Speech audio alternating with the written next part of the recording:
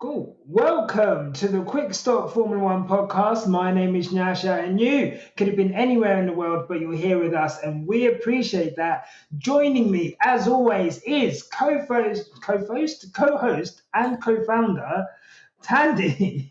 How Hands are you? first. I'm good, thank you. Hi, guys. Probably listening to this on a Monday, Tuesday, Wednesday, Thursday, whatever day it is. Hi, Yeah. thanks for joining us. Yes, Yeah. indeed. And enjoy the race. Yeah, it was a good one. Did you? Yeah. It was good. It was good. I was actually, oh, you know me. Anytime there is a Hamilton win, I Yeah, am yeah, yeah. very happy. And I know someone else who is just as happy. I've seen this guy dropping knowledge on Twitter constantly, dropping knowledge. He's a little F1 guru in my eyes. And I was like, you know what?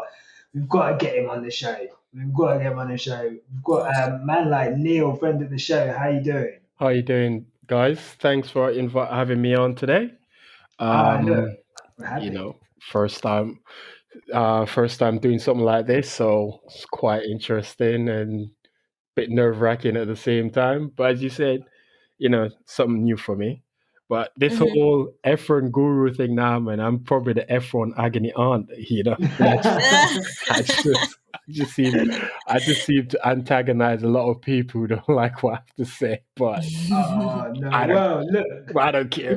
you I don't don't care. care. No, Yeah, I don't he care. doesn't I don't care. care. I don't care who I offend. I don't care if I offend you with my views. That's tough. Deal with it. I mean, Well, there you Yeah, go. And not look, my energy. problem. I'm not. I'm not. exactly. I'm not saying anything provocative or overly provocative or that isn't factually based. So um, Well, that's up to this is you. All it. right, Yeah. And talk your shit. they've got an hour and a half full of it today. So Ah. haters, strap Yeah. in because we're about to go in. But I guess it'd be quite cool to know.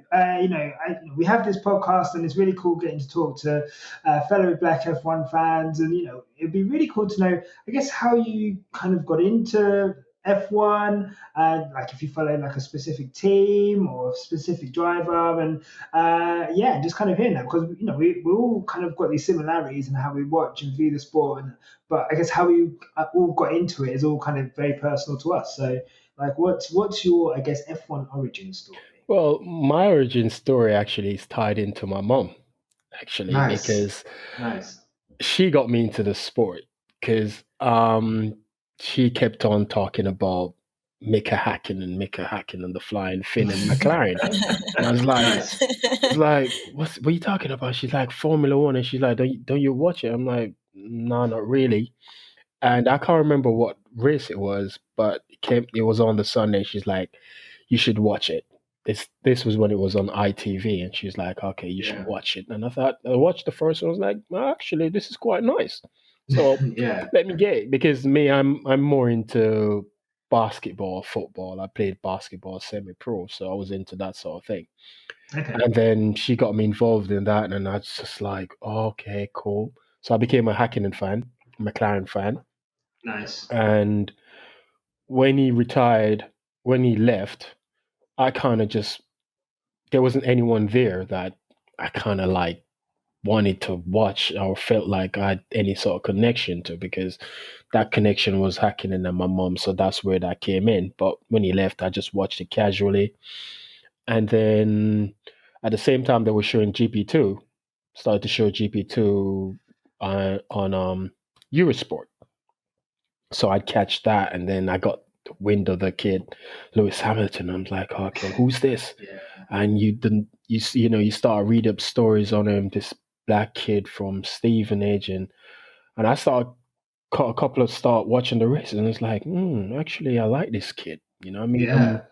this looks like someone I can, Get behind. pique Yeah. my interest in the sport. So I was more into GP2 than Formula One. And when he got the move to got the McLaren drive in '07, I was like, oh, okay, then cool. No, let's switch over. So I'm now heavily invested in Formula One, and I've been, I just said, okay, this is who I'm going to hitch my wagon to because this is a Yeah. stallion that, when I know he's going to pull my wagon wherever I want it to go. So I just, became a Hamilton fan since then, and I've been an avid fan, follower of the sport. since then, and I've just been hooked.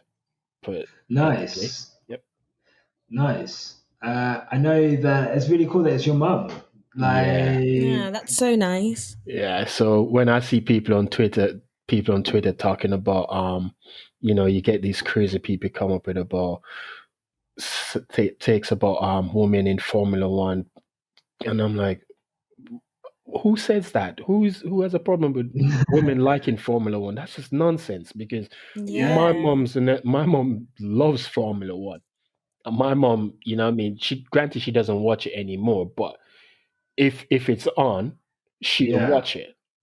So she Mhm. still, so the idea that all this talk about people have a problem with women liking Formula One, I just kind of like, oh, guys just say things on here just to start unnecessary arguing. yeah, You know what I mean? yeah. But I like him. yeah, I like this guy. I yeah. like you, sir. You see, I'm very likable, even though most people on Twitter don't like me for some reason. They think, you know what I mean? But I'm quite likable. You know what I mean? um, Hmm.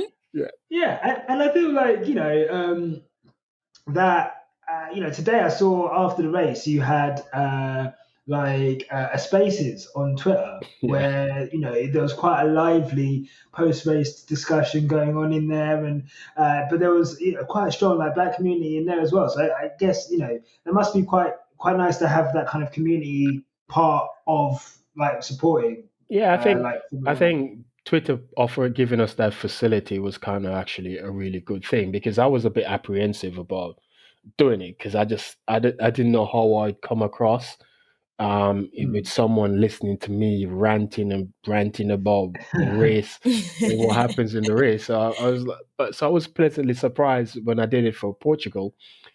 I Yeah, had bunch of people just jumped on, and people were just yeah. coming in and requesting to speak, and it was just like, put it this way, it got to the point where my battery actually died. My Oh, battery, my headphones died, so I had to be on speak. I had to put my phone on speaker, and my phone was yeah. running hot. It was like, oh, it's on fire. So it was actually quite good, and I thought, okay, then let me try it today, because I was heated today. I was a bit, Yeah, I was a bit heated today, because boy, when we get to it, we get to it. I was yeah, heated. no. Hmm. I had to bring out that Jamaican in me, because I was heated. Oh well, I look, and there is I know a few flashpoints from the race today. I know there's a specific one. I know the one you're talking about, Yeah. but Mm. I guess Tandy, we're kind of you know before I get into my little whatever I need to do, Yeah. I'm going to do what I need to do. But I know. I guess we witnessed history today, and we saw Hamilton reach, like not today, yesterday, we saw Hamilton reach 100 pole positions, and today reaching 98 race wins. I guess with regards to the 100 poles, how, I guess, like, what does this, we always talk about how great he is and whatever, but I guess him now getting to 100, what does that kind of mean? And just, I guess, stress for maybe the people who are like not as in tune with the sport or and the history of the sport, like just why is it like such a momentous feat? Okay, so let me put this into perspective for you guys. So Hamilton has now got 100 poles, guys. Hmm. Before Yeah, that, he had to beat Shumi's 68. yeah, And before that, Senna's was 65. yeah, Vettel has 57, Yep. Clark 33, and Prost 33. Do you see the massive gap he has left, my friends? yeah. Do you see that perhaps maybe in our lifetime, we might never see somebody break that? Yeah. Do you see the Yeah. gap he has left between Senna and Shumi? It's like 3, I Yeah. think, Yeah, Yeah. something like three. that. Lewis has made it to 100, and we're only 4 races in, by the way. Yeah. He's And only So, he's only one more away from having a gap that's the same amount as was it Prost on 33? mhm. It's Clark on 33. So yeah. it's a significant number when you consider that the sport's been around for 71 years, and Yeah. no one, no one's actually. You never. You at no point did you think anyone would achieve that sort of number, triple Yeah. digits in terms of pole position. So that in itself is kind of like you have to sit back and take stock of it and like, okay, hold on, that's actually a remarkable feat. So Yeah. we Hmm. have to kind of like we have to not kind of like we have to give him his flowers, and because Yeah. you're talking about someone who has consistently performed over a 14-year career. Consistently. Yeah. I don't mean, yes, he has had the odd bad season 2011, but even then his bad season was still a pretty good season because he had, I think he finished with 3 wins that year, took Yeah. the only pole position, non Red Bull pole that year. So he's consistent in that level, and to be that consistent for that long takes some serious dedication and hard work. And I think Yeah. people there's a lot who gets there's a perception that it just comes easy to him. It's a natural. It just comes easy, and he's always in the best equipment. But Next car. Yeah. that in itself, being in the best equipment means you have no excuse to perform. You have Exactly. nowhere to hide. You cannot hide and say, "Oh, I didn't do it because my car was this." No, if you're going to argue he's always been in the best equipment, then you have to acknowledge that he's actually delivering with that equipment. Many people have Yeah. been put in that best equipment and have not delivered. So you cannot just say, "Oh, he's in the best equipment." You still have to perform. 100%. He is. He's performing on a level, and He's getting better. Yeah, Like he is getting better and better. Last season I thought he'd gone up a level. I think especially in the back end of last season, I felt he was just his driving. Some of the races that he was putting out, the pole positions he was putting out were just incredible. But this season, these first four races, yeah, these yeah, first Yeah. four races have just been absolutely stellar. And I think like say Tandy, like I think a lot of people thought we've never seen someone beat Shumi's records. They seemed so out of sight, Yeah. like they I really think, did. yeah, and everyone always wants to talk about and compare the two and Mm. talk about, oh, is he great? Is he better than Shumi? Numbers don't lie, check the scoreboard. You hear? You know what I mean? There you go. Yeah, I love Shumi. We all love Shumi. Glad you're in. Yeah, But yeah, we love Shumi. Yeah, we I, love him. Of I don't know. I don't know about all of us. okay, course. Okay. look, I'm an but There we Hakkinen. go. I'm a Hakkinen fan, so I don't sure. About, okay, I don't know about okay. all of. Ah, I don't know about all of us loving We Shumi. I think we all respect what Shumi Respect has him, done. yes, naturally, We all absolutely, respect what Schumer's done, but I absolutely. think if you respect, I guess, to the people who want to detract from Lewis, you know, with all the respect to Michael in the world and what he did, we are looking at a once in a generation, once in a sports kind of lifetime talent. You know, we are look. This is whenever this sport is mentioned now, from now on, he is going to be the face of this sport. And given that he's a black man in a sport which is predominantly white, for him to come in and mash it up the way he's done, let me tell you now, Uh, that is no mean feat. So guys, and it's the time. and the thing is, don't mean to cut you, but the Yeah, no, thing you're is, crazy. he when he was given that McLaren seat, whilst other drivers may be given the opportunity to bed themselves in for a season or two, he had to perform from the get go Yeah, because uh-huh. had he not done so, because many people argued whether it was the right move to put him in that seat alongside Alonso, because I mean, Alonso 2 times world champion rookie. You expect he's going to come in and Alonso's going to put manners on him. Yeah, exactly. So a lot of people question, and that could have actually killed his career had that happened. It could have been detrimental in terms of self-esteem and so forth. So to come in and do what he did in that first year, and I mean narrowly missing out on a championship by a point, all because of, again, I still think that was a more of an ego thing from Ron Dennis. Yeah. In China, why In China, he didn't, pit him. But and this goes back to what I said in the earlier, it's that consistent level of performance. He has to perform because the world is watching him. The world is looking at him. You're the first and only black man to ever raced in the sport. You're now being viewed differently from everyone else who has ever competed in the sport and who you're competing against. Your every word, your every actions will be scrutinized to the ninth degree.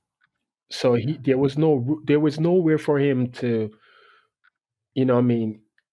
come in under the radar and then work his way up.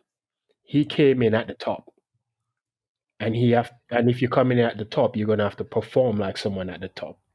Yeah. And mind you, go. You have to be 10 times better than them to get half of what they have. Yeah. Fair. Yeah. Mhm. Because 100%. because before he thought he was ready for Formula One from about 2005, 2006.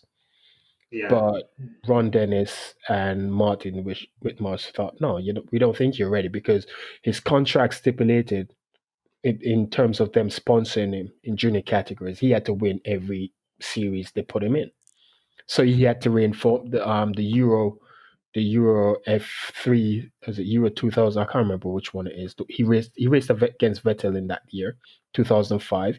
He had to win GP2 and so forth. So he has to perform. He was performing from the lower categories all the way up to Formula One. So he could not afford to fail, because if he did, that was it. That was it. Yeah. He was only going to be given one opportunity, and and no more. I think had he performed really badly in 2007, I don't think he would have gotten another drive anywhere in Formula One. Because Ron Dennis, I don't think Ron Dennis is the sort of person you want to say, oh, you made the wrong decision. He's not. Ron Dennis is that type of guy whereby his decisions must always be right.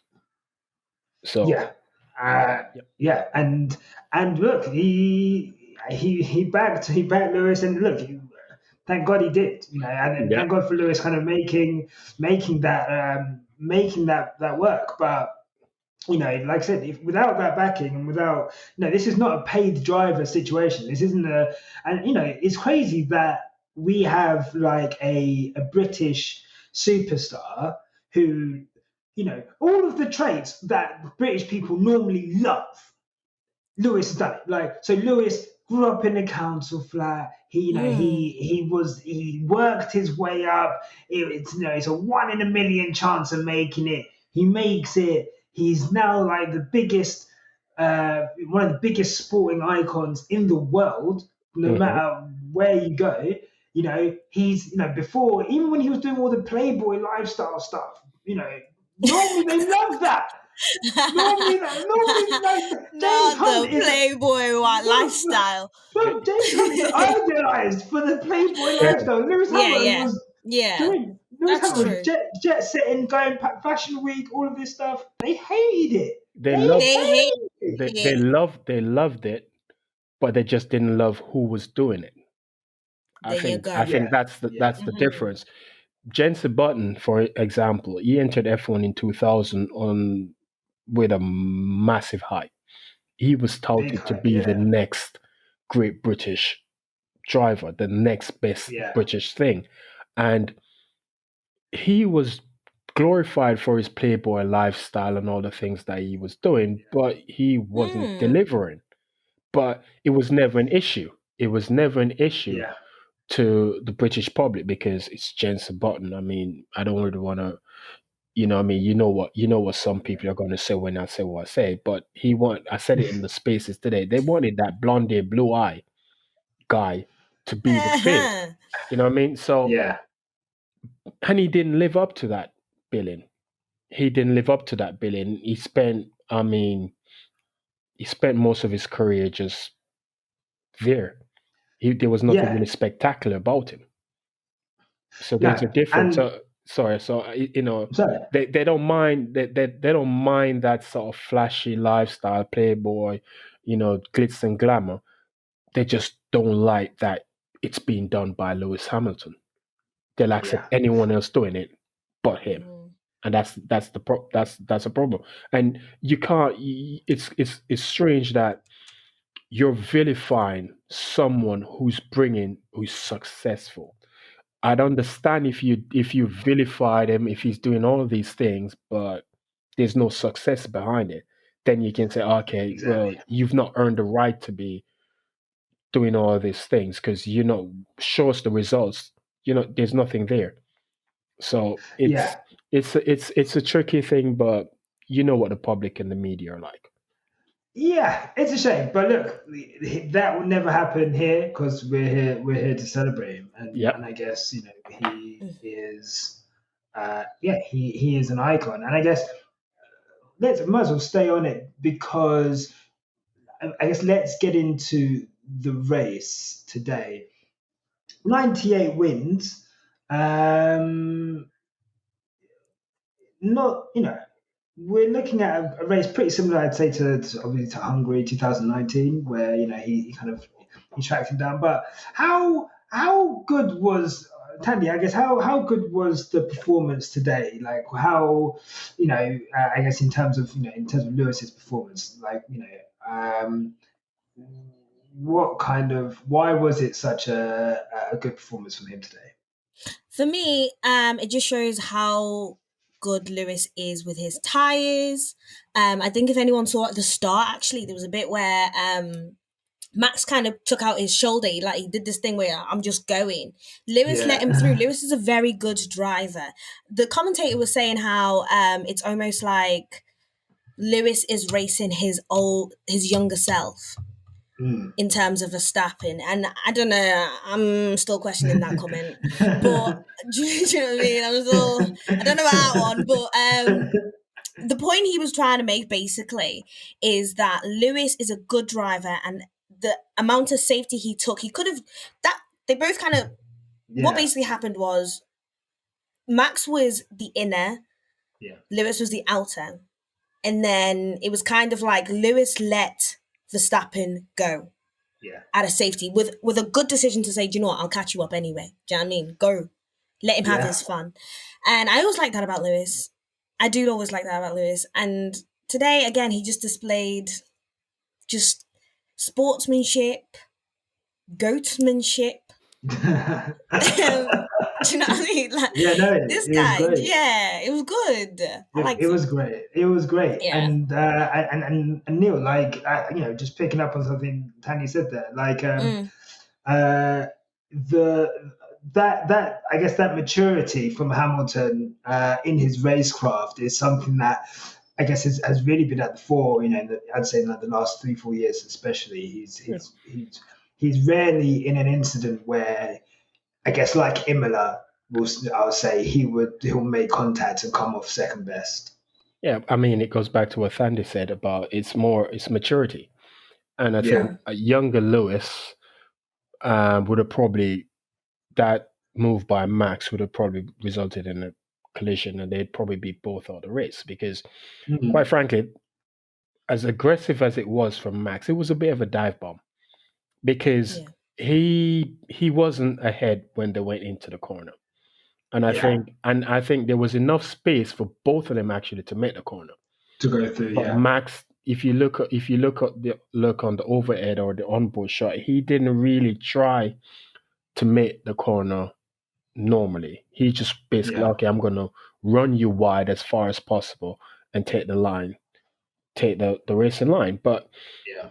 which is kind of, you know what I mean? It was hard. Was it fair? I don't know. I say it was borderline, but it is what it is. It Yeah. Lewis lives to fight another day, which is that shows you the how calculated Lewis has become in terms of his racing, because Yeah. he's of the mindset that, and he said it in the post race interview, that he's more thinking about the long game as opposed to the short game. Yeah. So you can lose a race at the beginning, you can win a race and lose a race at the beginning, but the chances, you know, what I mean, if you give up that position, at least you're still in the race, and you can then Yeah. come back and try and say, okay, then let's see how I can go ahead and win this race. And that's what he did. He gave the position up. He avoided the contact, gave the position up. I'm sure he was probably a bit ticked off about that, but he just kind Yeah. of like composed himself, got Yeah. himself going, started to calculate how he's going to get this the result, and he worked his way. I mean, the first stint was probably what really won him that race, because he didn't allow Max to build a big enough gap whereby, Max could pit first and come out ahead of him. Yeah. I He think kept that him. was. He kept him. I tweeted it. I'm watching it, and I was like, okay, cool. The gap keeps fluctuating between 1.5 seconds to a second. And I'm like, okay, cool. Lewis is comfortable with where he is. That 1.5 seconds is a comfortable gap for him. That tells you he's got pace. Yeah. He's got For pace. sure. And Mhm. and as much as the move by Max at the start was a bit borderline, I think it saved us from a boring race. Because I Yeah. personally It think always does. had Lewis led the first lap, he would have He's gone. he would have walked off, Checked out. because he kept what he did in that first stint.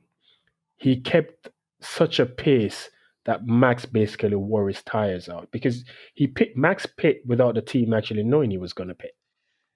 Yeah, and it was that. Yeah, the first thing. Yeah, Yeah, the and first stint. I think there's a couple of things in there that we're lucky. We're not. We're lucky. The safety car Yeah, really, I guess, hampered Max. Well, it kind of benefited Max in that he got to go longer on that set of tires. yeah. Yeah. But also it kind of he had a healthier gap, and he wasn't ever really, like you say, able to make. I Well, don't it had a one, like I say, it was like 1.8, wasn't it? 1.8 Before, maximum yeah. was 1.8 Yeah, before when the I say safety. healthy gap, I guess I'm talking, I guess, in terms of close following DRS, kind of Yeah, that kind of being close to a second gap. Whereas, it was never, he was never really able to get it that far again. It was hovering around 1.2. He was sometimes within the DRS. Obviously, never in the first stint, it was looking like he was maybe struggling to get past in that first stint.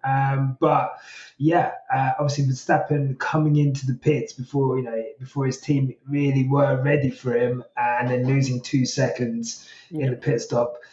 Not great. It's not the first mistake Red Bull have made this year. I think there's been a mistake, well, a marginal mistake of some sort, in every race. Do you guys think Red Bull are? Uh, do you think now that they're in a title fight and not just plucky contenders, that that maybe the pressure is creating these mistakes, or is it just that the margins are so fine, so any mistake is going to look bad? Today I wouldn't say red. I wouldn't say. Today Red Bull made a mistake. Yeah. They made a mistake, I think, with the second round of stops. So Because not pitting Max yeah, first. because I thought when they pitted Lewis for the second time and he came back out, Max, by the time Max finished the lap, Lewis was still not in a 20, position. yeah, Now he 22 was seconds. the gap. The data showed he was still Max was still 1 point. I think it was 1.7 seconds ahead. So had they pitted Max right after Lewis, he might have been able to keep that position. But the fact that they left him out pretty much kind of like sealed his fate. And I Yeah. think that's where the team today, I think, made a mistake. But in terms of general mistakes, the previous races those were more driver mistakes as opposed to the team. Okay. Max making the mistake in Bahrain, that shouldn't have happened. I think had he shown more composure and wait bided his time, he would have literally gotten that win. But I guess had that rush of blood to his head. We saw what happened in qualifying at Imola, and we saw what happened at Portugal. I mean, he made a mistake coming out of the last corner that gave Lewis the run on him. That's how Lewis passed him. So he's making individual errors, and this is something that Lewis has pointed out that Red Bull they've got the tools to actually potentially win the championship, but they're making errors. And Yeah. they've made, and no, they've made errors in every single race so Every far this race. season. And you're not going to beat a Mercedes Lewis Hamilton combination making errors like that because we know what Lewis is like. He's ruthless. He's gonna capitalize on any mistake you make, and he's Yeah. doing that. And Max needs to fix that side of his game For because sure. it's a long season. And if you keep doing that over the season, it's going to tally up. And he's already 14 points behind. So, you know. It is a tight one. And Thandie, we had a. Oh, sorry. After you. Christian Horner chats shit. Sorry. There you go. That's the thing. Oh Christian, wow. yeah, there you go. The man, Okay. he Oh, talks too oh, much. You just be talking, bro. Like, Christian Horner needs to know when to keep quiet when the team aren't doing well. Because he talks a large game and bigs all these people up and air gets to their head and then it's embarrassment all the time. So what is it? Is this in like in reference to anything in particular, or just I guess just Christian? I guess being Christian. Yeah, just Christian being Christian, really. Do Yeah. you Okay. know what I No. Fair mean? play. I I hear think, that. I Yeah. think, I think Christian, I mean, he's how you say, he likes to poke the bear. Put it that way. He Yeah. likes to poke the bear. Yeah. He'll say Yeah. things, he'll come out and say things, what I mean, to get a reaction from now from Toto or someone at Mercedes. Him and Elmont, Mark are the same. They Mm. like to poke the bear, so they say things. But I mean, I guess it's just part and parcel of the game. It's you're gonna play you racing on track, but you're also racing off it. You know what I mean? So you're gonna try and get any advantage you can. And if he feels like if he can poke Mercedes and get them to react to what he has to say, he might be able to get some sort of benefit out of it. So, I mean, I just look at it. Sometimes, yeah, I do find it annoying, especially when he's on the sky every race week, and like, can't you guys talk to somebody else other Ain't than it? Christian Horner? It kind of gets annoying, but I mean, Mm. it's the game. You know what I mean? It's Yeah. a game within a game. So I just like, okay, cool, he talks, but Mercedes and Lewis replies always on track.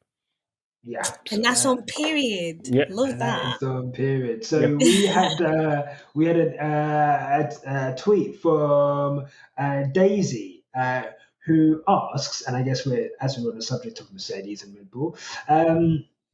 Daisy asks, I know it's only race 4 and still early days, but after that race by Mercedes, do you think that they're starting to pull away from Red Bull, or is there still hope for a battle to the end? It's What do too you early. think? It's still too early to make that assumption. It's still we Too still early. have we haven't even raced a quarter of the season is yet. We have 19 more races to go, so it's still anything can happen, and it's going to come down again. There's not that much between the two teams or cars in per se, but I think Red Bull has a slight advantage mainly when it comes into qualifying. I think once it gets to the races, it swings in Mercedes's Yeah. favor. But in terms of one lap pace, I think Red Bull might have a small advantage. So I think they probably have the overall better package, and they should have been leading both championships after today. Yeah, They should for have. sure. But again, it goes back to what we said earlier: mistakes. Yeah, Mistakes cost them 7 points in Bahrain. It cost them a potential pole position in Portugal. Max yeah, could have won that race. You for know, sure. so you're talking Yeah. about he lost the fastest lap because of mistakes today. Today, the team on a whole made a mistake. So Yeah, but again, it's still a long season. I'm not, obviously my wagon is on Lewis, but I'm not ready to go out there and say for certain who has the better packages yet, because again, it's gonna swing. it's It's gonna too swing. early. It's gonna swing, and I think it's gonna be dependent on tires.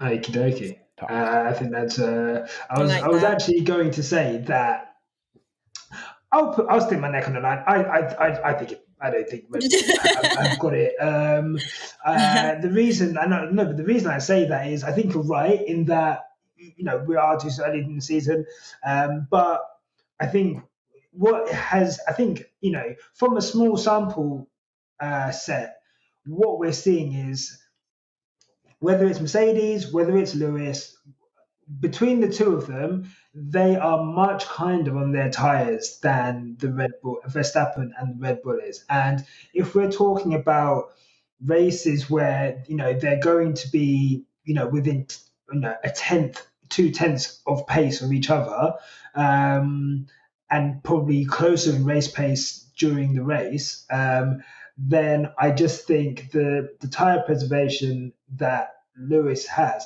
I think today at a track which is notoriously difficult for overtaking, I think for Lewis to stick it on them and Mercedes again, and like I say, you know, pit stops. Maybe they could have pitted Max, when he was out in front, and had him hunt Lewis down. But who's to know? Who's to know? If Verstappen pits first, does Lewis get enough out of those tires like Bahrain and make it to the end again? Like we don't know Mm. if it's or Lewis pits again and he just has well, I guess he wouldn't pit again, but yeah, he would. Yeah. If Lewis pits again, right after Max, and they just then it's a race of tires to the end. So I think the Mercedes Lewis combination on in the race, I think over the course of a season, I'm confident that they will be able to, with little development that's going to happen during the season as well.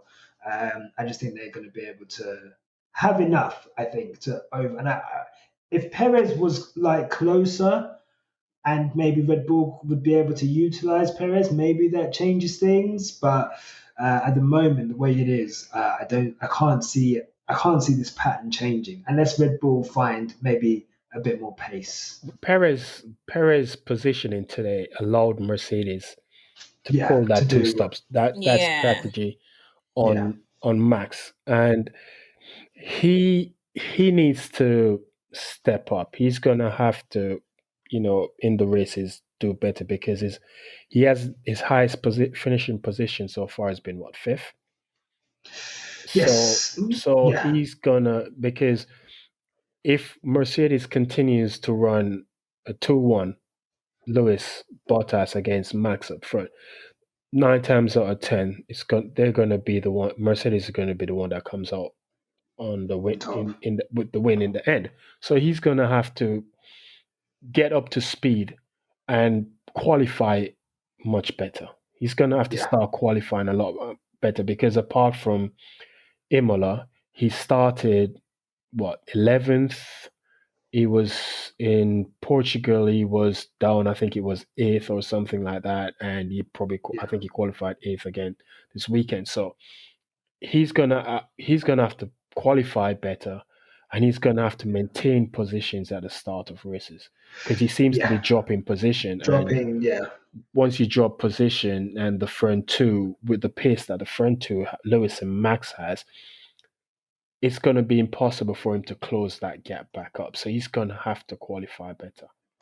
And I think once he starts to qualify better, I think then we'll start to see how the season is really going to play out, because I still think there's some more twists and turns Oh along the yeah. line for us this year. I'm actually quite enjoying it, because for years we've been hearing, put Max in that Mercedes and he beat Lewis, or if Max had a more competitive car, he'd do this to Lewis and he'd do that to Lewis and whatnot. So he's got a more competitive car now. He's pretty Yeah. much said as much. He said, there's no more pressure on him to perform, and because he has a faster car, so he can do the laps are easier. Everything's now easier for him. But I'm thinking, Yeah. but everything's easier for you based. That doesn't really make no sense, because you're racing against the guy with 7 world titles, so nothing's going to be Yeah. easy for you unless Famous last words, yeah. I think, And from since he Max. Yeah. mentioned and since from he mentioned those words, I think it was after Imola, Imola, yeah. he's It's not been on pole and he hasn't won a race. no, and again, with Max, Max is Max, and he'll always be this bombastic kind of character, and he'll always kind of, ego first, and I'll say what I want to say, I'll do what I want to do, and Yeah. we've seen how maybe Lewis was a lot more outspoken back in the day, but we've seen that maturity, and him growing, maturing as a man, how that's related to him maturing as a race driver, and I feel like hopefully with Max that happens. It may not. Some people don't mature. I wouldn't put it past Max to stay exactly the same as he is until the end of his For days. sure. But For Max is sure. But he needs to. Max is in year what this is his 7th season. 7th year. 7th year. I think 2015 he started, Yeah, so 2015. 16, 17, 18, 19, Yeah. 20. So when are we gonna see that change?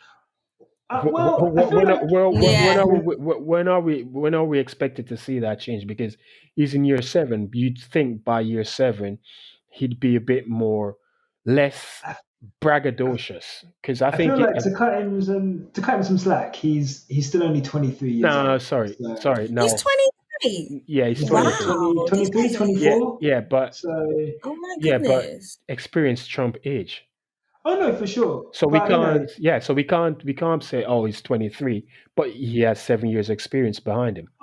for sure. No, So that's going to trump Yeah. his age. Yeah. So you'd no. expect. Look, hey, I'm not. This is not a Max Verstappen defending about. Dying. No. I'll put this guy in the dirt if we need to. Oh, no issues. But I guess to play devil's advocate, that's all. But you're right.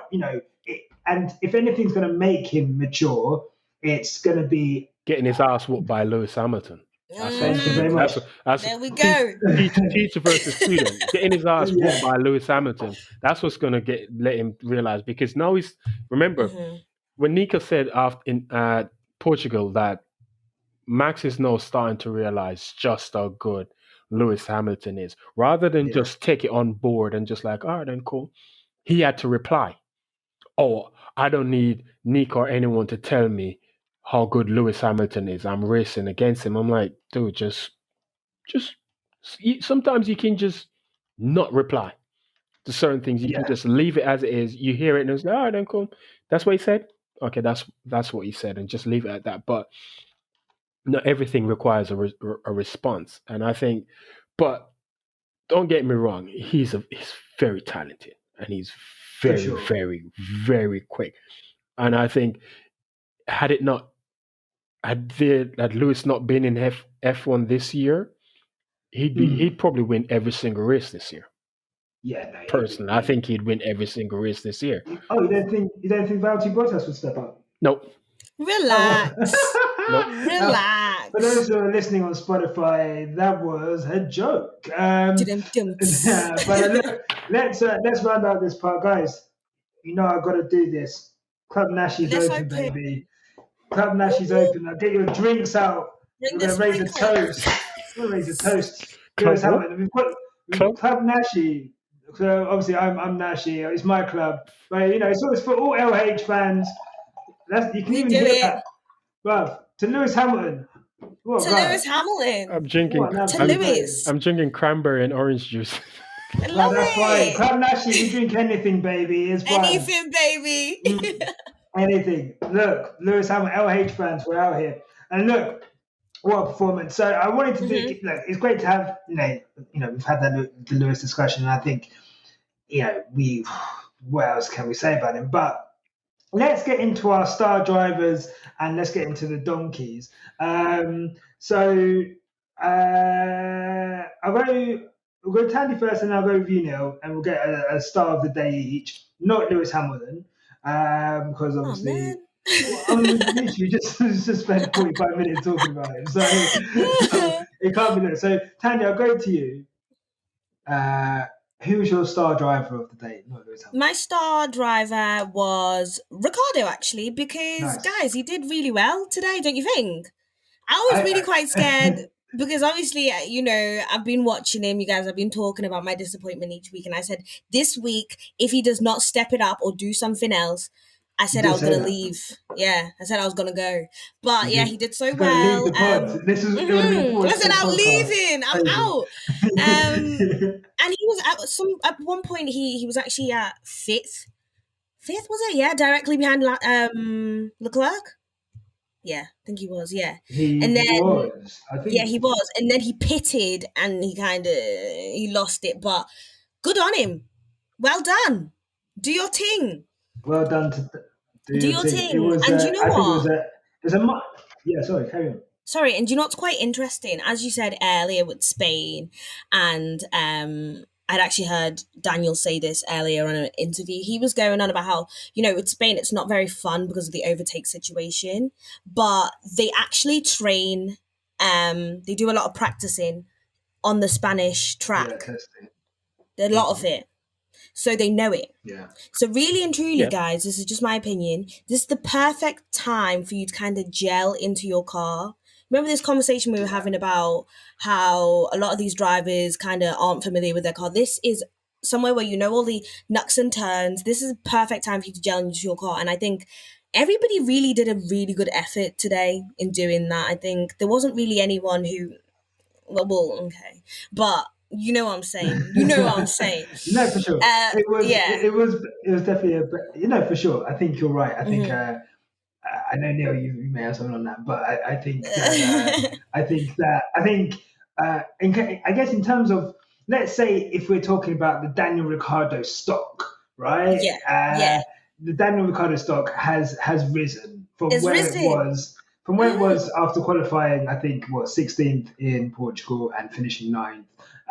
For him to out qualify Lando and for him to then have a reasonably solid race. So again, hard to overtake one there, but we've seen there's people who dropped down the field in that race. Do you know what I mean? So he didn't do that. He kind of kept his positions, and yeah, I think he did okay. I guess Neil, quickly, do you have anything on Ricciardo? You seemed perplexed. He's thinking. Yeah, it seemed not too fussed about Ricciardo. Isn't this the first race he actually finished ahead of Lando? Yes, it is. That's a good yes, thing. It is. Yes, that's maybe a. Do you know what? Actually, I mean, you said in we can't terms of go. stock. Mm-hmm. In terms of stock, as Nashi just said, this isn't the type of stock where you go out and you go buy yourself a new pair of things. It's kind of stock that maybe you might just fill your petrol with. It's not that. It's not it's all right. It's not gone to the moon yet. I don't think his stock has moved from where it is. It's the first race he was out qualified. He was out qualified. He was out qualified by Lando again. I'm sure he was. Yes, he was out qualified yesterday. Hold on, or did he qualify? He qualified ahead of Lando. Hold on, let me just check because I need to make sure. I know he did. I'm very sure he did. No, he didn't. Hold on, no, hold on. I'm looking at the wrong. I'm looking at the wrong race. Okay, let me just. Well, why would you look for that? I would say that I'll quickly give my stock Okay, rising. so You got it. Yeah, okay, I'm back. stock riser. Okay, so it's the first. So this is the first race he's qualified ahead of Lando and finished ahead of Yeah, Lando. Mhm. that's One or good. is it? I think I'd say out of the new guys who've gone to new teams, Mhm. there's not many who have qualified ahead and finished ahead Yeah, in the same fair enough. weekend. Yeah, but of all the guys that have gone to new teams, only two of them are Daniel. Only two of them are race winners, and that's Daniel and Seb. Fernando. Oh, Alonso. please! I ain't talking about Fernando. Okay, even if you add him to the list, he's getting smoked by Ocon is actually Yeah. smoking him Yeah, right now. you. So I can't put him in a spliff yeah, anyway. Go on. yeah. But Daniel went to Renault to McLaren. He was signed to be that team's not lead driver, Yeah. No. and he's basically getting Lando. He's getting shown up by Lando. He's been shown up the first opening three races. Okay, today got the better of him, but I wouldn't say he's star performer. If you said we can't pick Lewis, We but can't be Lewis because Lewis yeah, obviously We've just is the done star 40 minutes of driver. Lewis. Because I don't want people to just think this. Obviously, I would make this a Lewis Hamilton podcast, but well I just want to maybe talk about other the next drivers. best So. option would be Charles. Okay, good. So that would be Charles, your star of the day. yeah, Yeah, Charles finished good. fourth. Yeah, Charles Okay. actually drove a good race. He kept Perez behind him. He nice. kept Perez in the faster Red Bull behind him. So I think, you see, again, which I've had in my Spaces chat. We've asked a question: who would you bank on more, Charles or Max? And I've said Max. No, Charles. Sorry, why am I saying Max? No, I said Charles. And I say Charles because I think Charles is of a better pedigree than Max. Charles, when the opportunity arises, he takes it. When he had the car, granted it was an illegal engine, he took Yeah, 7 poles in 2019. Max has had previous opportunities to put his car on pole, and he choked it away. When the opportune look at the drive against Lewis at Monza, Charles has that pedigree about him, which kind of annoys me whenever they talk. They seem all they talk about is Max. Like Charles is here. I'm certain if you give Charles the equipment that he needs, he's going to perform. And I think if he had a Red Bull like Max, he would have done better. I I think he think would have done better. And I think today he drove a very good race. And he's keeping Ferrari in people's subconscious because he's doing things with that car that, quite frankly, shouldn't be done. yeah, I agree with you. Thandie has some kind of weird hate for Ferrari, so I like. I'm gonna say it's irrational at this point, but I guess Tandy, a quick word on Charles. Do you want to give him any praise? Any praise for Charles? He Fourth sits at place. fourth all the time anyway. Like that's Okay. his place. The seat's comfy there. It's warm. Okay. And I Third. just feel with Charles, like he has to perform, or he's another one who's gonna get He's gonna get no beatings. food. Yeah, no but food. Charles hasn't a valid excuse. What's his valid excuse? The Ferrari's crap. The Ferrari is not a good car. They're still trying to recover from what happened in 2019. But look at last year. When with Vettel alongside him, how many podiums did he have last year? Was it 2 or 3? 3. I He think had it was. Three? I think it was 2. I think it Yeah. was 2. It's He had 2. 2 third places. Yeah. There's one in Austria and one in. I don't remember where the other Can't one. remember the other one, but yeah, No. there was another one. But So look, I agree. Look, I would say I agree with both of your choices. They were my two other choices that I was going to choose. I'm gonna say my star driver. Let me just double check. Yeah, I'm gonna go with Esteban Ocon. Okay. Mostly, I said Esteban Ocon last week as well because I said I really liked. I like just what he's doing in that Alpine in terms of being obviously, I think it would have been easy for him to. I think after last season struggling against Ricciardo, obviously he had a year out, came back in. He started to get equal towards the end, not equal, but started to show better towards the end. This season, I think he started great. Would have been easy for him to come in. People were expecting Alonso to come in and absolutely trounce all over him. I think that says more about people's inflated opinion of Alonso than Ocon. But I think the Alpine's improved. He's improved. I think a solid performance going into the top 10 today. I think that he is a better choice for the Mercedes second seat than Russell, personally. Oh. Say, wait, Yeah, do I agree? and I'll say why. I'll say Mm. why. I I just think I would like to see what's messing everything up is a couple of things.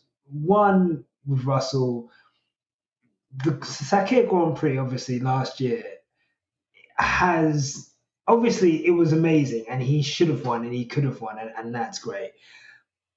I just think that people are then thinking, right, if he's in that car every race next season or whenever, he's gonna win every race. He's gonna if he's in Lewis's car, so if he's doing that to Bottas, obviously he's gonna do it to Lewis. It's not true. And I would like to see George in a midfield car. I'd like to see his racecraft a bit more, Yeah. within the midfield. I'd like to see him because a lot of the times at the moment, obviously the car's not great, but he goes backwards and he can go backwards quickly sometimes. And I just think I just want to see more from George. I don't think we can just do it off qualifying pace alone. I think his race I've opportunities. got Where did George finish today? 11th. I've got George finishing no. 14th, What 11th? 15th. You finished Huh? 15th. He finished Oh 14th. man, He finished 14th. 15th. guys. 15th. I'm looking at it now. It I'm was looking at 14th. it now. He finished 15th. Oh, we must be looking at I don't know different. where you guys are getting Think- your facts Oh from. no. I'm looking at qualifying. I'm looking at qualifying Yeah, Oh, results. we okay. must be Yeah. looking at different. Because Yeah. is it finished 14th? So obviously he gathered the play. He gained the place, but obviously Tsunoda went out. So he's obviously Yeah, it's finished 14th. But I've got look. I know you've got some George Russell I'm gonna opinions. get into George now because, quite frankly, Okay. I've grown kind of tired of the Do you want to? Is he the. your donkey of the? No, I know who your donkey is actually. Well, he's one of I've got two. Okay. I've got two donkeys. He's one of the Okay. donkeys. He's one of my Okay. donkeys. But Why is George Russell one of your donkeys? because yet again, when the opportunity arises, he fails to take it. We saw it at Imola last year. We saw it at Mugello last year, and we saw it today again. There was a point where he was on lap 58. He was basically 9 tenths behind Alonso, right? Then a few laps later, he was 0.3 of a sec, 0.3 behind Alonso. Alonso was in 10th. The last point scoring position. The last points in the 0.3. The Yeah. following lap after that, George was in 15th. Yeah. What I did happened? see that. We I did still, see that. I'm still waiting to find for a You haven't video seen the. You or haven't seen the something footage. explain to us what happened that he went from 11th to 15 within space of a lap. It's all well and good. He puts in a good couple laps on a Saturday and he makes it into Q2. That means if he's constantly making it into Q2, then you should in some ways be able to threaten the points position. Obviously, yeah, it's going to be hard, but we don't expect you to qualify 15th or 12th or 13th, and then you finish 18th. Yeah. No, you can't. That means if you're qualifying in the top into Q2, that means you've got the car should be good enough to keep you within that 10 to 15 bracket, not in the 15th downwards bracket. No, you try and stay within it, because and this is what also this as well. Last year, had he not gotten that Mercedes drive, he would have finished behind Latifi in the championship, because Latifi had a higher finishing position than George last year. George and Latifi's race pace isn't that far apart, despite the gap in qualifying being large. But when it comes to the race, they're not that far apart. So everyone's going on about Sakir, and I'm like, you guys need to temper this down a bit. And a lot of it is being driven by the media and the idea that, he should be put in that Mercedes seat. But quite frankly, is he going to do a better job than Bottas? I don't think so. I don't think he would. I don't think he would. And I think Lewis would beat him worse than he's beating Bottas. Because I don't think it's a potential thing. I think it's a guaranteed sort of thing. Fair play. 2 secs. I'm just going to pause it. I'll just put my. So yeah, I mean, I get it, and I think I was just saying before, like with Russell, it's a shame because he is being built up. For me, I think he's a really talented driver. Like I said, this is why I don't want his career to be ruined by Lewis Hamilton, which is what is going to happen if he goes to Mercedes. Because if he goes to Mercedes, it's going to embarrass him. Lewis is going to trounce him. It's going to be like Alonso versus Van Dorn. Lewis is going to trounce. I know it's different because Van Dorn was like new in the sport. I think Van Dorn was thrown to. Van Dorn was basically wasn't given the support he should have been. Okay, fair play, but okay.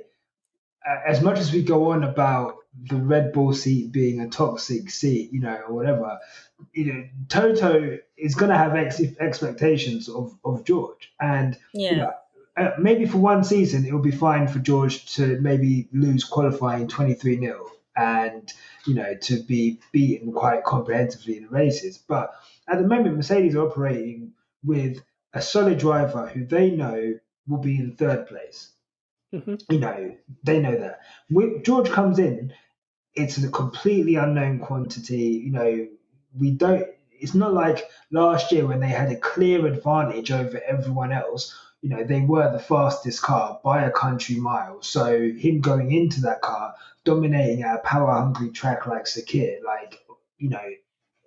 if there was ever a track for him to go into and do well, it was a 60-second track, in Bahrain. 8 corners. 8 corners, of course, it was as easy as it was going to get, not taking anything away. All I'm saying is I would like him to be able to go to a midfield team, have a bit more time, learn, get into that midfield battle, develop, and then go to Mercedes maybe after Lewis is gone, and not have that impossible yardstick. It has broken Valtteri Bottas. Let's make no mistake about it. Like being Lewis Hamilton's teammate for so long has broken that guy. We'll circle back to him. Thandie, donkey of the day. This one was quite difficult for me, guys, but I was quite inspired by Pit Stop Fracas. The Alfa Romeo pit crew. Wagwan for that. What happened there? That's my donkey of the day. With the puncture. That was really booky, do you not think? Punctured tyre. How does a tyre get punctured? Before it's been used. Before it's even put on. Neil, do you have any explanations for how a tyre It's a big conspiracy. Be punctured? Somebody in Mick Schumacher's camp just punctured that because they wanted to get they want Alfa to Romeo to get rid of Kimi so he can get that seat next year. So I mean, I see. it's probably Oh. a warning. It's probably a warning. The But Schumacher but mafia. just to sidestep something a bit, you're talking about potential drivers for Mercedes, right? George and so forth. Lando. I threw a curveball in my Spaces group, and this is my reason. I don't think Mercedes will let Bottas go next year, right? Because it's a new regulation, and you want some form of continuity going into that regulation. They know Bottas, they know what he brings to the table, and his technical feedback, and how him and Lewis working together has brought on the car to where it is since 2017. So they probably want that continuity going into the new year. No, I think so. What could happen is Vettel could retire, and then George gets the Aston Aston seat, Martin seat. right? No, Okay. this is where now it's gonna get complicated because I'm gonna throw a name into the mix as potential Mercedes driver for the future. Lando Norris. That my Okay. guy. My Landon guy. Landon That Mar- is on period. That's facts. Landon Norris. Now what no so personally I think the potential Mercedes future lineup could be Landon Norris and Esteban Ocon. I think whilst I'd love to see George in that seat, I think the potential lineup so could be Landon Norris and Esteban Ocon. I definitely agree with on Lando because I've been saying it for time. Like Lando You is have, next yeah. up in that Mercedes seat. I definitely think Lando has proven himself. He's just getting better and better. Yep. I'm gonna watch Ocon. I'm gonna say that one loosely, but it's a good one. But I'm gonna watch that one. That is calm. I But But no, I no, think go sorry, I sorry, think Thandie. that yeah. was just my curveball I've been thinking because everyone keeps talking about George, but ignoring what Lando's doing in that McLaren, and he's I performing. think He's Yeah. performed. The problem, the worry for me with Lando is will he fall off as the season progresses? Yeah. That's the worry uh, for me because that happened last year with Sainz. He started the season on fire, but gradually fell off, and Sainz came back at him and had the better second half of the season. Mm. But if he maintains that, I think he might be on Mercedes radar. I think with Lando, there's a couple of things. I think with Lando, um, I think people have the same thing that they had with Lewis with Lando in that they can't see him away from McLaren. They just see him as a McLaren driver. He's been McLaren the whole time. So I think the reason why it's a curveball to so many people is that people just don't see Lando leaving McLaren. But if Mercedes come with like I was saying last week, that Mercedes seat is the golden ticket. And if they Yeah. come Yeah. knocking, you're not going to be able to stop that driver That going to seat is that a team. gift and a curse. Oh no, Yeah. but this thing, it depends. It depends when you're Depending going. And again, who. because if Lewis is still there, we're talking. He Even if mentioned this Lewis isn't weekend there, that it's he's. even if Lewis leaves, you're coming in to replace Lewis Hamilton. That's Oh, the for sure. Yeah. the expectation of because you're coming in to replace the demigod of the sport. Yeah.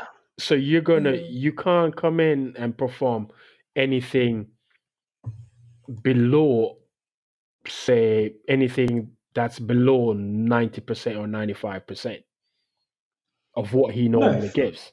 So that's gonna brings with it Mercedes seat brings with it heavy pressure. It's own pressure, and it'll be a different team. It'll be interesting to see because whoever comes in, we're all talking about very young drivers at the moment, Hmm. and one of them's someone's gonna have to be a team leader within that and lead this team against Red Bull and Verstappen. So, like I say, that within there, you're gonna need someone who's good at setting up cars, who's good at giving feedback, who's a consistent driver over the course of FP1, FP2, FP3, freaking sprint races now, whatever. Every session, every session that comes in. I don't think we actually spoke about the sprint races. There's not much to be said. I feel like the sprint races have been brought in and to add seasoning, but it's Yeah, I know parsley. it is dried It's parsley. dry. Sprint racing to me is taken away from the actual spectacle of the sport. It takes away from Sunday's expectation because, I mean, what does it achieve? Because it's still going to be the same three, four cars at the front. Yeah, it's not going to really change anything. And the idea that it's going to be more racing for what? You only giving points for the first three positions. So what's the chances? What's the chances of a McLaren or Alpine or something like that securing one of those? there's no reversing of grids or anything, No. is there? So that's why it's just pointless. What they said is qualifying will be on the Friday. Yeah. And qualifying sets the grid for the sprint race. And the sprint race results sets the grid for the Sunday race. For the race, yeah. It just doesn't. It's like adding another step. Yeah, that's why it's sprint. It's an unnecessary step because it's an unnecessary step. Because if Lewis qualifies on pole on Friday, wins the sprint race on Saturday, he's on pole Sunday. Yeah. You just basically all you did was just give him an extra 3 points. Yeah. So I mean, what's the incentive for the teams for an Alpine, an Aston Martin, McLaren to actually go racing, knowing that more likely they won't occupy any of those three positions. So what's the incentive for these teams if you're only giving points to three? If you're going to do a sprint race, give the points to the top 10. Incentivize everyone so everyone can have something to fight for. But to say only three positions are going to get points, and then that sets the grid for Sunday, it's kind of like, what's the point? What's the point of that? Yeah. My donkey of the day. So quickly, my donkey of the day. I was going to say Vettel. Look, what can be said about Sebastian Vettel? Poor qualifying, and then I think he's been bullied by Lance on the track, and then he's kind of gone backwards. He's just not, for me. He's not offering a lot in that seat, and I think we're going to get to a point where I think he's taking up space in the sport. But I don't want to go in on that. Obviously I have just gone in, but I don't want to go in too much. But I do want to discuss Valtteri Bottas. So Athena on our Twitter asked, VB scorching the earth and torching his seat by not moving out of the way.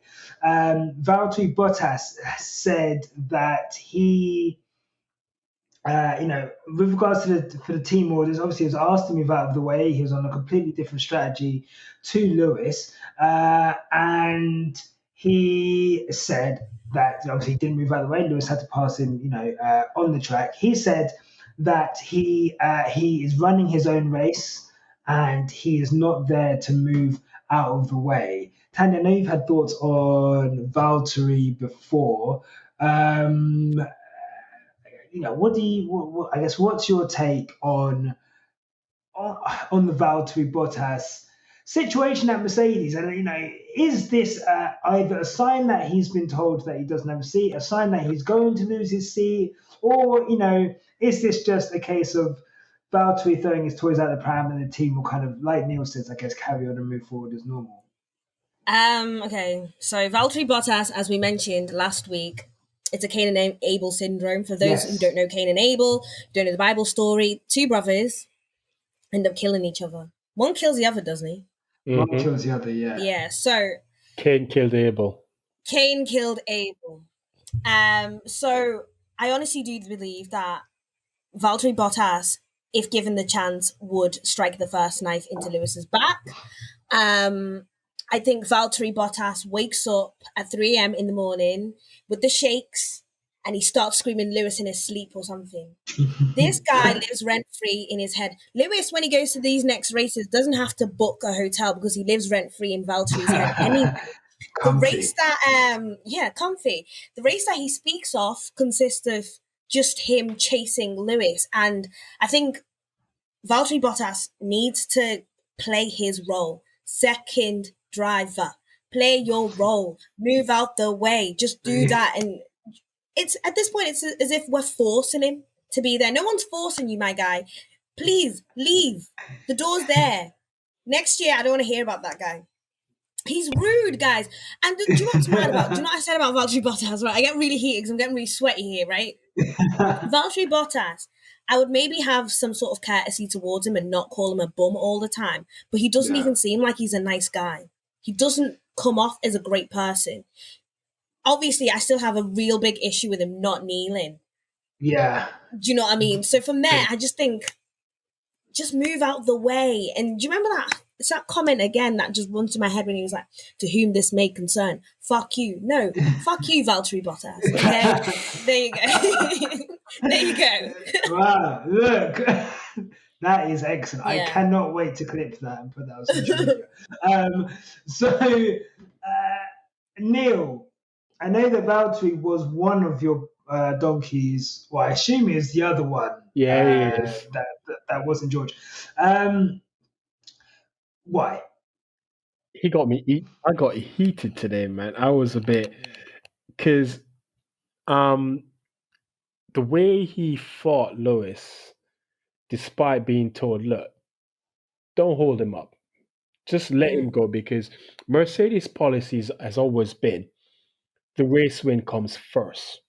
They don't care who wins it. They want the win first, and they won't let any one of the two drivers jeopardize that opportunity. And he did that today. He put that race win in jeopardy by doing what he did.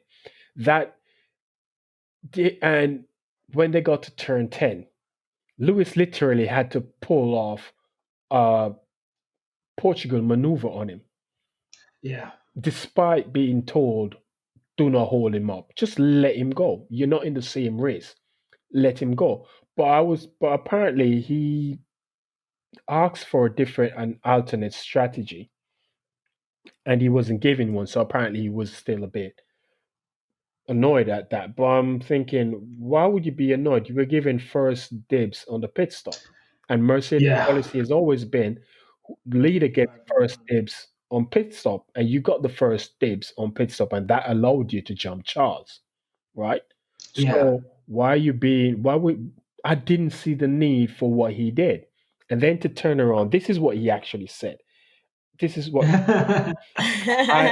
he said. I definitely could have let him by earlier, but I was doing my own race as well. They told me not to hold him up, but like I said, I was doing my race. I'm not here to let people by. I'm here to race. If you're not here to let people by, why you let Charles by? You know what I mean? If you're not here to let people by, why you let Charles by? Why you let Max by in Portugal? You know what I mean? You've put up. You're showing more steel to your teammate than you do your outside opposition.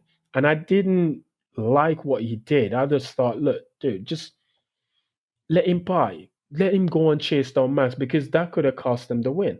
And there could have been an accident going into turn 10, because you could see Lewis was a bit apprehensive when he's trying to pull the move off, because he wasn't sure, is he going to turn, is he actually turning in on me or what? Is he actually closing the door on me? Because that could have led to an accident.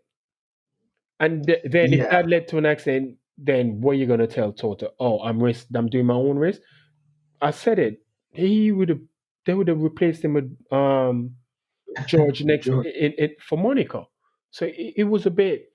It's selfish of him to then come out and talk like that. Like, dude, you've got no weight. You're lightweight. You don't have a click behind you that you can talk like you're some heavy hitter. You're lightweight. Just play your role.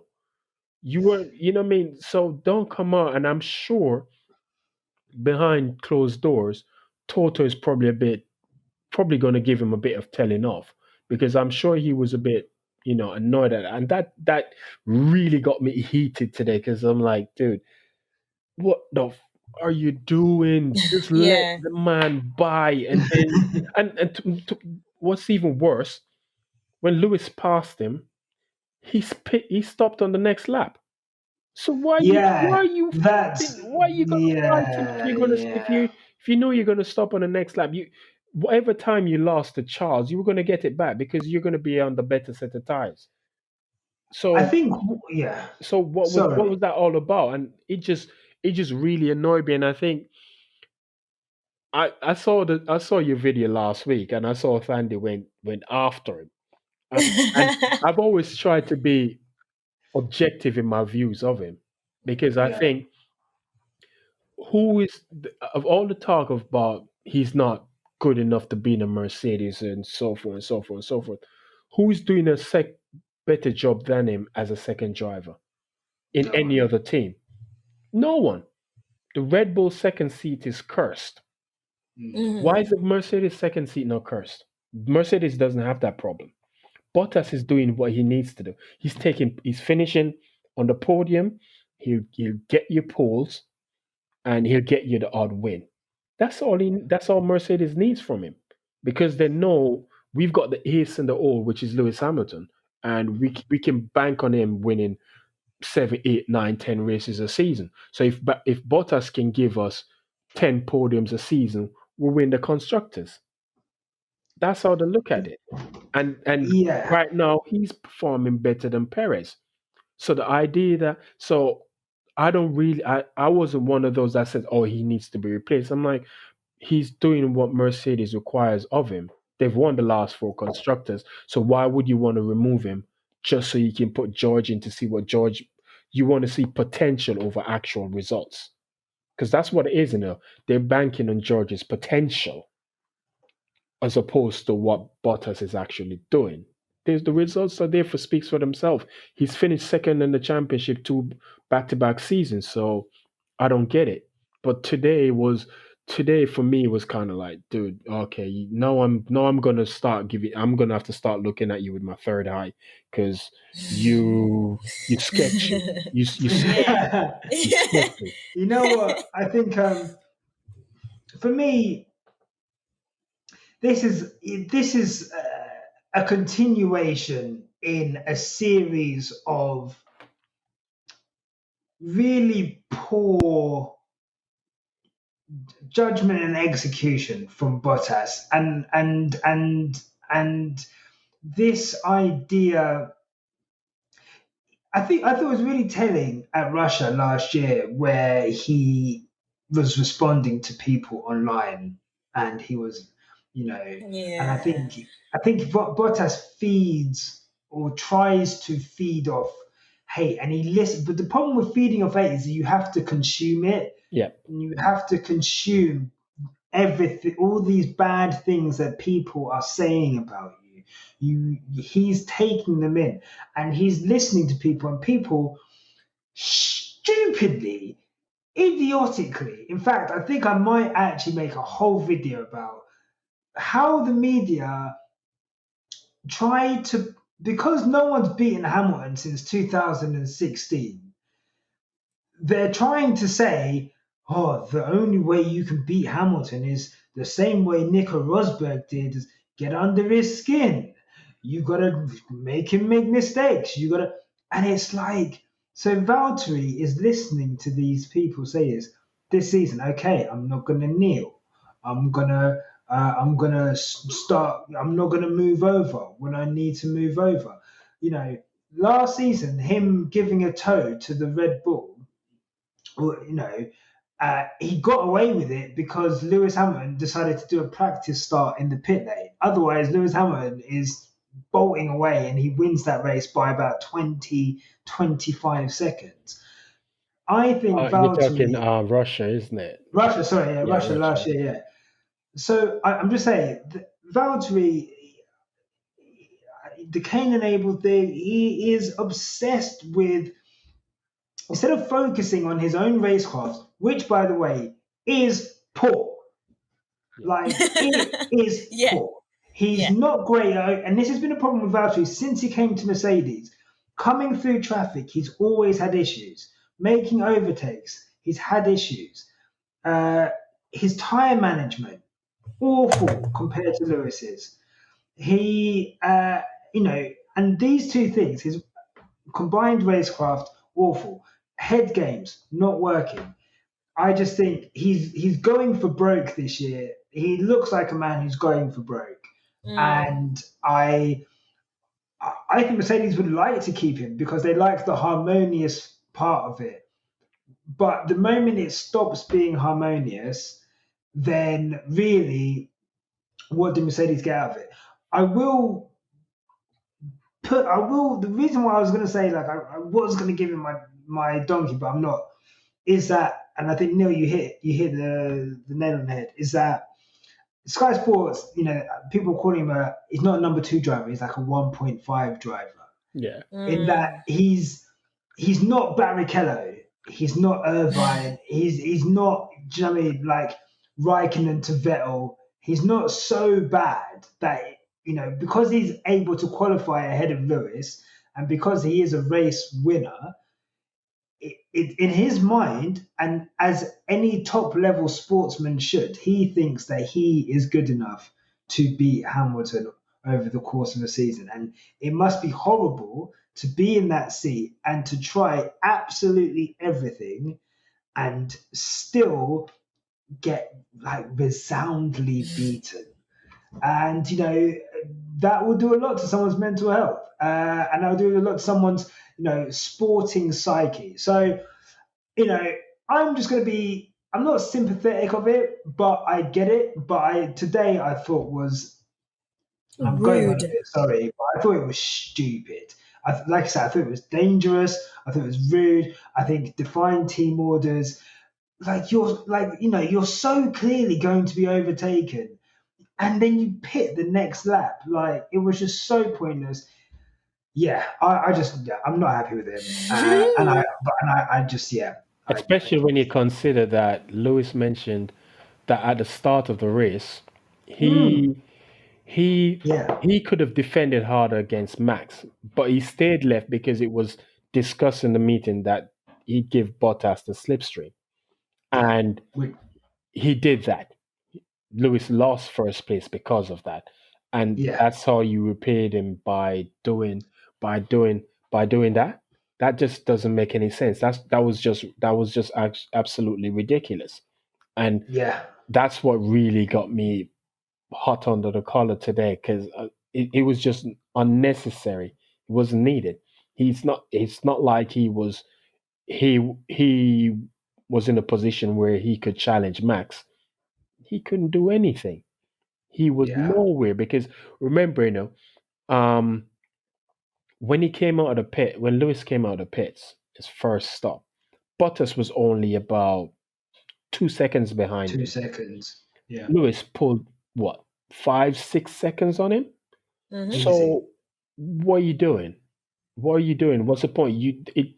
It's clearly obvious you don't have the pace. So why you did what you did? And it was just really frustrating today. And he definitely got my donkey, and it's yeah, rightfully so. And I think if he does that again, he might definitely be out the door because there's rumors that he won't be there next season. Forget what they said about this. He's going to finish out this season, but there's rumors that the deal's already been done with George, and George would be in the Merc next season. So mm, I guess I guess he's probably now thinking, well, if I'm out, what's the point of me what's playing the point? playing Yeah. along? I'm just going to do what I Now he's have to just do, being an just doing asshole. my own thing, and then tough luck. Why should I care what happens to Lewis or the team? You already told me I'm not going to be here next year, so screw you. And I think that's what's going on. Well, he's playing a Hail Mary, but no one is receiving these passes. So Yes. I don't, yeah, I really, I don't feel sorry for him, but he is on a hiding to nothing because Lewis Hamilton is operating at a level no one in Formula One has seen before, and you are his direct competition, and you're losing considerably. I So feel so. I kind of feel somewhat sorry for him because Mm, despite no, hear me out. Despite his shortcomings, he's still one of the. I'd say he's probably in the one of the top 10 best drivers on the grid. oh, If without if doubt. if, yeah. if not in the top 10, probably the top five. Five. Yeah. I'd argue top. I'd say he's fifth. Yeah. I Yeah. So say Mhm. Lewis, so it's Lewis, uh, Max, Max, Charles. Charles. Max, Charles. Oh God, Now we're into like the Mm. Ricardos, Perez's, you. Bottas's, I'm not putting Perez in no top five. Lando. Okay, cool. Lando. I'm not putting probably Are Lando. we ready to put Lando in the top five? I think Lando's. I think he's. I'm no. I think he's sixth. He's got But his foot in I there. think it's his thing. but I think Bottas is at least fourth of at yeah, least fourth Bottas or is a fifth. solid is in the solid top five because half the people who say he'd spank half the grid. Bottas would spank half of the people on that grid. I don't care Yeah, what I of would. nobody course. says. He'd spank. I think he'd spank Dan Ricciardo. He'd spank. Yep. He'd spank. I don't care. I don't care. Come for Okay. me. My back is broad. But I think he'd spank I think he'd beat Ricciardo. He Yeah, he beat Sainz. He yeah. beat Mhm. Lando. He beat Ocon. Mhm. He Mhm. beat George. He definitely beat George. Wow, he didn't beat George. No, That's no, what people will say. no, He lost comprehensively no. to He did. George. No, he didn't lose comprehensively to George. He finished ahead of George in the race, and that race in that you're talking about a track with 8 corners. So Okay, that but wasn't representative. Yes, okay, we know George stepped in unprepared and did what he did, but if you he part. look at the second stint of that race, Bottas was closing him down at a rapid pace prior to the safety car. So, but that's just one race. I still think over a season he'd beat George. Bottas is a solid top five on the grid, but my sympathy for him is the fact that he's up against Lewis Hamilton. Yeah, for Anthony Yeah. sure. Hamilton has said before, a couple of years ago, Anthony Hamilton said, look, going up against Lewis Hamilton could ruin your career because Lewis is that good. And that's Bottas is experiencing that now. People are calling Bottas a bum, but Bottas is not a bum.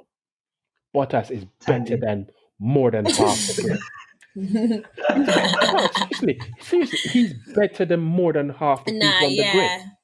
He's Yeah. better, but the problem is he's being asked to You know do what? Actually, the near impossible.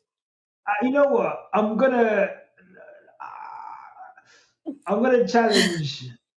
I don't think he's a bum, but I really. It's this question. I do kind of think he's a bum, but it's this question of we just don't know, and we'll only know, I think, once Lewis leaves. How good is that car, and and how good is Lewis? And I Yeah. think What's Lewis. like the gap? You I mean? think Lewis. I think this season especially, Lewis is outperforming that car, and I think you've got Lewis's performances, you've got Valtteri's performances, and then you've got the performance of the Mercedes car somewhere. And I think the performance of the Mercedes car is closer to Valtteri's level of performance than Mm, it is to Lewis's. I really do. but Lewis, I just think. but Lewis is the benchmark. So Oh Lewis no, is for the sure. benchmark. So whatever what you see in what the Mercedes is, the potential of the Mercedes is what Lewis is getting from it because he's the benchmark. I don't think he's outperforming it. He's But basically he's getting exactly what he needs to get from it. oh, Because for sure. But I think again, if you said that, then you'd have to say the same for Max and Perez. Well, that's what people are saying, and I think we don't have a conversation about, is the Mercedes car so designed for Lewis? Is it so impossible to drive that Valtteri can't drive it, or it isn't suited to Valtteri? But they is can't. But then that would be a false statement if anybody says that, because Bottas is getting podiums and he's getting poles. It's not a well, I saw someone tweet it yesterday. Is why is it no one's asking the question? Why is the Mercedes second seat so good? Whoever is in that second seat in the Mercedes is performing, but whoever the person in the second seat in the Red Bull isn't performing. Isn't performing, yeah. So it's not a matter of the car being built around Lewis. They've just built a car that both parties can use equally effectively. And it's not a problem. But you look at the Red Bull, someone steps in next to Max, they're struggling. Max looks like a demigod, because yeah, the guy in the second seat isn't within, because Bottas is within a tenth of Lewis in qualifying. But Max, the second guy, is what, half a second at times? yeah. So that tells you Well, Bottas is performing to a very high standard. It's just that his standard is below what the yeah. actual standard is.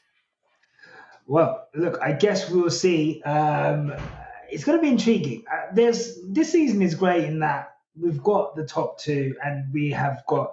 I mean, I kind of do hope that Red Bull can start to gain some traction in the title race. Obviously, it's a long season; things will happen. So, I'm sure that they will at some point win a It's a race. long season. Super long season.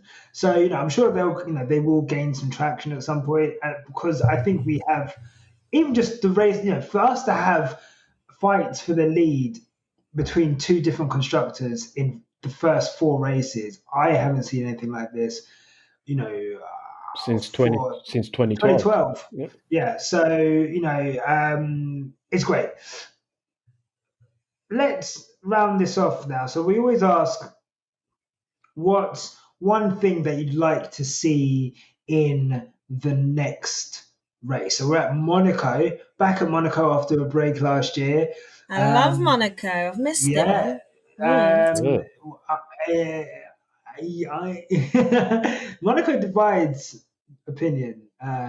It's, obviously, look, I I think Formula One has, obviously, the cars are just so big now, but Yes. it doesn't mean that we can't have a good race. Hamilton's win in 2019, Ricciardo's win the year before, albeit quite similar in that. Well, Lewis had less tires, and Ricciardo had a mechanical issue, but essentially it was still impossible for those two to be overtaken. But they held on to the lead, and it was a thrilling finish in their own ways. But quickly, Neil, one thing that you would like to see. So it doesn't have to be a prediction, but what would you like to see in the next race? Oh, I'm not really a big fan of Monaco, to be honest. The race is boring. Okay. Apart from the qualifying, that's about it. The race in itself is just a snooze fest. What would I want to see? Um, um, Charles podium. That would be great. That would Charles be, I podium hope. at his home race, because I don't think Yeah, that would. he's never been on the podium in Monaco, has he? No. So to see him on the podium in his home race, yeah, I'll probably won't happen, but I'd like to see that happen. And Ocon Nice. continue to beat Alonso. Also great. Yeah. Thandie, Two what would you like things. to see? Yeah. Two things. I'd like to see Yuki actually finish a race. Oh, we didn't talk about Yuki. Eh, He's a lucky boy. It's too long. He's a Yuki lucky and his boy. potty mouth. Yuki and his Yeah. potty mouth. You're a Yeah, I'd like to cynical see brat. Yuki actually finish a race and not have mechanical failures and Yeah. all kinds of weird stuff that happen in the Yeah. Red Bull world. Anyway, yeah, so I'd like to see Yuki actually finish, and I'm saying Lando top 5. Yeah. Lando top 5. Mm. it could happen. We don't know race to race which car is going to Yeah. be that third fastest car. It looks like Ferrari at the moment, could be McLaren. So we will see. But if I had to say anything, I would like to see rain. I'd like to Yeah. see rain Yeah. Yeah. and Yeah. just switch it up and just have it treacherous and cars crashing. Not I don't want to see crashes, but just make it a bit more difficult and not just a procession race, basically. So that's what I would like, guys. We have This has been a done long it. episode. I've tried my best. I've tried my best to mess this episode up, guys, but we're still here. We survived. We survived. We Thank you so much. survived. Neil, I know I know we've just unmasked you today, but if you want people to find you on social media, where can they find you? Just look out for just look out for anywhere there's fire. That's me. I can be found I can be found. You can find me at Thanos 876. That's 7HANOS 876. You can't miss me. I'm the one. Yeah, I'm the one always causing You trouble. can't miss him. You can't miss me. I'm always causing trouble.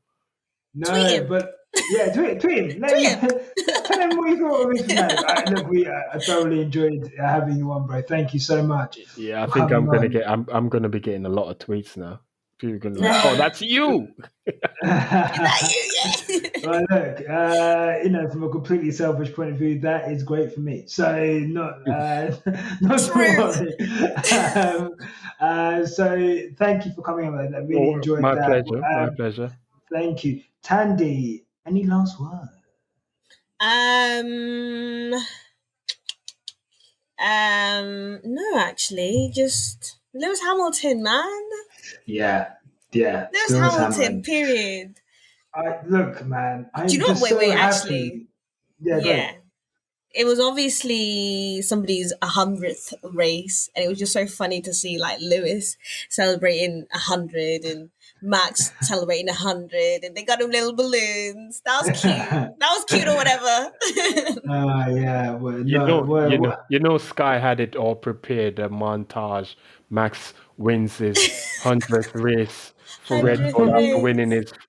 He won his first race for Red Bull and he won his 100th race for Red Bull at the same track and all of that. You know it was coming, but cute. Lewis is a party pooper, man. He just likes to bummer people's party. So look, he does. He messed up his party. And he said, the guy said, "Don't you want to show where you want?" And he said, "No, they'll see it." You can see it. I don't have to point at the 100 on the tire. You can see it. Do you want to point? No. What a guy. I just feel really lucky that we're here as Black people documenting Lewis Hamilton's success at the moment. I think we're doing a really cool thing, and along with some other Black F1 content creators, I think it's really cool. I just feel really proud to be part of that movement. Whether we're online on Twitter, whether we're doing this in a podcast, it's important we're there and important we're documenting it. But mostly important is you guys at home listening. If you are here after 1 hour and 45 minutes, thank you. We really appreciate it. All of you guys who comment on the YouTube and who listen to us on Spotify, we really appreciate it. If you are listening on YouTube, watching on YouTube, give this a like, let us know what you think. It really helps. And also subscribe. It really helps with all of that. And we've doubled our subscribership last week, which was great. Doubled our Twitter followers as well. So we're still a small platform. We're trying to get out there. So thank you. And if you're listening on Spotify, give us a follow. If you're listening on Apple, leave us a review. We need to do a review. Leave a review, yeah. Apparently, there's a rumor going around that Nyasha said that if you give her a review, he's gonna send you a tenner. So there you go. I heard that rumor. Wow. Okay, I'm gonna put up a whole lot of reviews in fake. Wow. I'm using all my burner accounts. It's going to be a tenner in Zimbabwean dollars. So go crazy, guys. Leave as many as you want. I've got it. Don't worry about Oh, that. damn. So thank you so much, guys, for listening. We will see you for a pre-race podcast before the Monaco Grand Prix. But for now, it's goodbye from Neil. Bye, Goodbye everyone. from Oh, Thandie. yeah. Oh, my bad. My bad. That's fine. I don't know why. I don't know. I feel like we have to say goodbye. But look, we're off now. Tiddle pip. Nah. See you in a bit. Bye. See you in Monaco. All right, cool. Goodbye. Bye.